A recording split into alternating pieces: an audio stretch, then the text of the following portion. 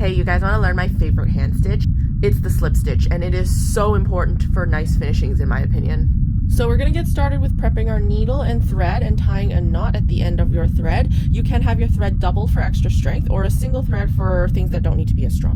Now, a slip stitch, structurally speaking, is the same as a running stitch when you're sewing these two pieces of fabric together, but instead of doing it flat, you are doing it while they are already folded in 3 dimensions.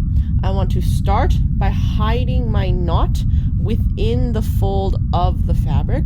If you don't have an opening like this, it's a little bit finickier, but it's very important to hide your knots. And from there, what I'm going to do is here is where my thread comes out. I am going to jump over onto the other side of the fabric right within that fold and stitch in and out within the fold itself, like that. Now my needle is inside the fold, which means it's only going through one layer of fabric. You can see it's not showing through on both sides. It is only within that one fold.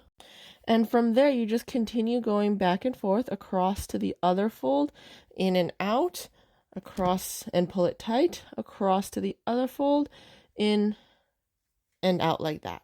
A slip stitch is also sometimes called a ladder stitch because if I start to pull these two pieces of fabric apart, you will see the parallel lines in between the two pieces of fabric like a ladder. That's when you pull tight, turns all of your stitching completely invisible. I really like using a slip stitch to help me attach the binding on the back of my quilts. I sew the binding right sides together on this side, flip it over to the other side, and then slip stitch within the fold of my quilt binding and then into the fabric of the quilt itself. And one of the benefits of this is that when you hand sew, you can make sure to only sew through one layer of fabric so that from the other side there is no stitching visible whatsoever because you didn't stitch through this other layer of fabric. You're stitching in between the layers. It's the same type of stitch I do on my pocket patterns where I slip stitch this down at the back so then there is no visible stitching at all along my entire pocket. I will also use the slip stitch in order to sew my lining down to the zipper tape because that means I can get a nice finished edge on my lining without any visible stitching on the outside.